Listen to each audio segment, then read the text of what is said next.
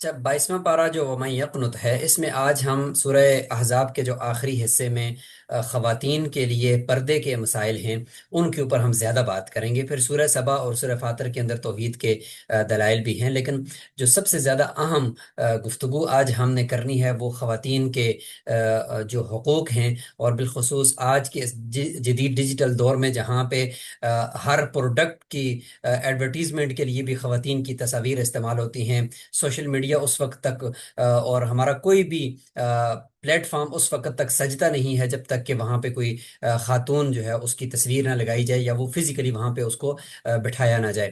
تو ایسے دور کے اندر ہمیں اسلام کیا پیغام دیتا ہے؟ ہم اگر دیکھتے ہیں تو ہماری مسلم کنٹریز کے اندر بھی اور سوسائٹیز کے اندر بھی اب خواتین کو اس عنوان پر آگے لایا جا رہا ہوتا ہے کہ ان کے بھی حقوق ہیں، ان کو بھی تعلیم حاصل کرنی چاہیے۔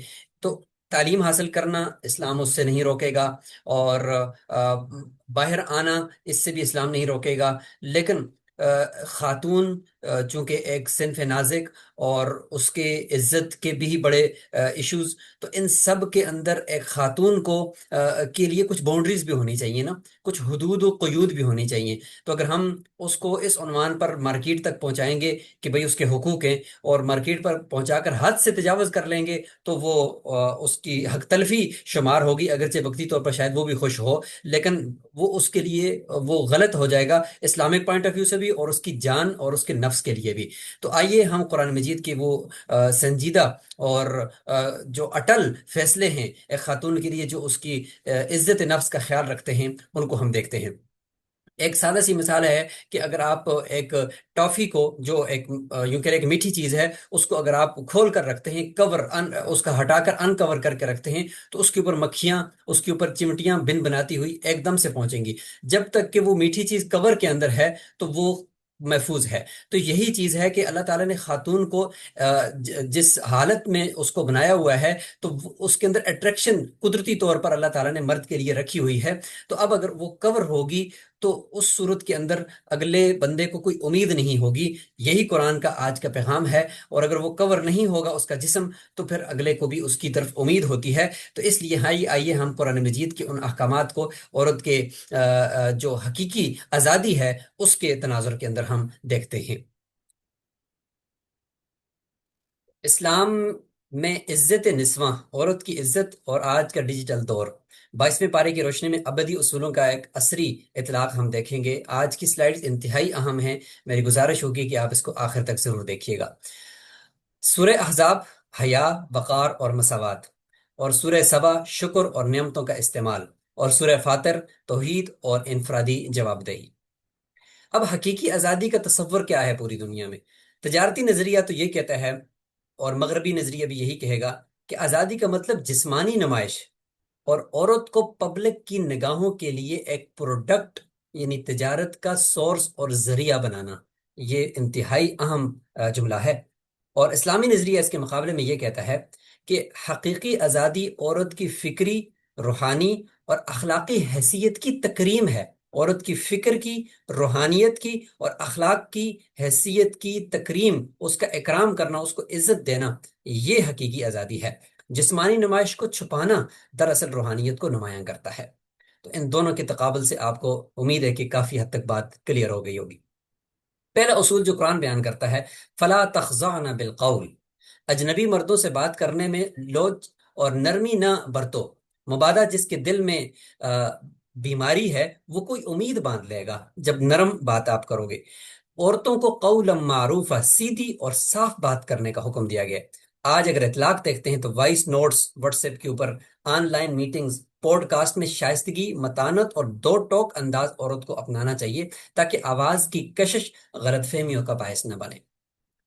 دوسرا اصول قرآن نے بیان کیا، ڈیجیٹل تبرج، زیب و زینت۔ اب یہ دیکھیں، یہ پرانا اور یہ ڈیجیٹل ہم دیکھتے ہیں۔ پرانی اصول ہے کہ ولا تبرجن تبرج الجاہلیت الاولی، زمانہ جاہلیت کی طرح اپنی زینت کی نمائش نہ کرتی پھرو۔ ڈیجیٹل اطلاق دیکھتے ہیں کہ پبلک سوشل میڈیا پر پروفائلز، فلٹرز اور ٹک ٹاک موجودہ دور کی ڈیجیٹل گلیاں ہیں۔ حیا کا تقاضا ہے کہ حسن اور زینت کو عام ڈیجیٹل کرنسی بننے سے روکا جائے، کہ وہاں پر آپ اپنے آپ کو اس طرح سے نہ دکھائیں۔ تیسرا اصول ہے اسکرین کا حجاب۔ قرآنی اصول یہ تھا کہ فض الوہن من وراء حجاب، کہ جب کوئی سامان مانگو تو پردے کے پیچھے سے مانگو، یہ تمہارے اور ان کے دلوں کی پاکیزگی یعنی اطہر لقلوبکم کے لیے بہترین ذریعہ ہے۔ اور ڈیجیٹل اطلاق یہ ہے کہ اسکرین کو پردے کا متبادل اگر ہم سمجھیں تو اس کو سمجھ کر نامارموں سے بے مقصد چیٹنگ اور دوستیاں یہ دلوں کی طہارت کے اصول کے خلاف ہیں۔ آن لائن اختلاط بھی سخت حدود کا پابند ہے۔ چوتھا اصول قرآن کا، جلباب اور سائبر ہراسمنٹ سے تحفظ۔ جلباب یہ کہ یدنین علیہن من جلابیبہن، وہ اپنے اوپر جو ہے وہ اپنی جو چادر ہے وہ لٹکائیں، جس کو آج ہم برقع کہہ سکتے ہیں، تو چادر اپنے سینوں کے اوپر ڈال دیں تاکہ وہ سینہ اور ان کا جو پورا جسم ہے وہ چھپ جائے۔ اپنی چادروں کا ایک حصہ لٹکا لیا کریں تاکہ وہ باوقار پہچانی جائیں اور آوارہ لوگ انہیں ایذا نہ پہنچائیں۔ جیسے میں نے کور کی مثال دی کہ اگر آپ ایک چیز کو کور کر کے رکھیں گے تو وہ چمٹیوں سے اور بھیڑوں سے وہ بچے رہے گی، فلا یؤذین، تو ان کو تکلیف نہیں دی جائے گی۔ یہ قرآنی اصول ہے۔ ڈیجیٹل اطلاق یہ ہے کہ ایک باحجاب اور متین ڈیجیٹل فٹ پرنٹ یہ عورت کی بہترین شناخت ہے۔ یہ سائبر ہراسمنٹ اور غلط ارادے رکھنے والے شکاریوں کے خلاف سب سے مؤثر ڈھال ہے۔ آپ یہاں سے اس کو دیکھ سکتے ہیں۔ اب ایک عبوری خاکہ دیکھتے ہیں کلاسیکی احکامات سے ڈیجیٹل دور تک۔ موضوع یہ کہ رابطہ، کمیونیکیشن عورت کا قرآنی اصول ہے قول معروفہ، آواز میں نزاکت کی ممانعت ہے، نرم بات نہیں کرنی۔ ڈیجیٹل متبادل یہ کہ وائس نوٹس اور کالز میں دو ٹوک متانت اختیار کرنی ہوگی۔ اور دوسرے نمبر پر موضوع ہے نمائش، ڈسپلے۔ تو تبرج، یہ قانون ہے قرآن کے کہ بازاروں میں حسن کی نمائش نہیں ہوگی۔ پبلک پروفائلز اور ٹک ٹاک پر آرائشی ویڈیوز یہ نہیں لگائی جائیں گی۔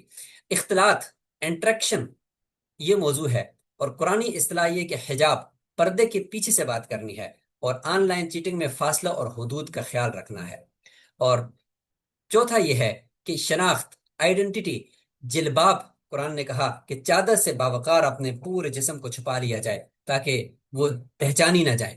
تو ڈیجیٹل اطلاق یہ ہے کہ پاکیزہ ڈیجیٹل نقش قدم اور سائبر سیفٹی ہو جائے گی کہ اگر وہ پہچانی جائیں گی تو ممکن ہے کہ وہ ہراسمنٹ کے اندر آ جائیں گی۔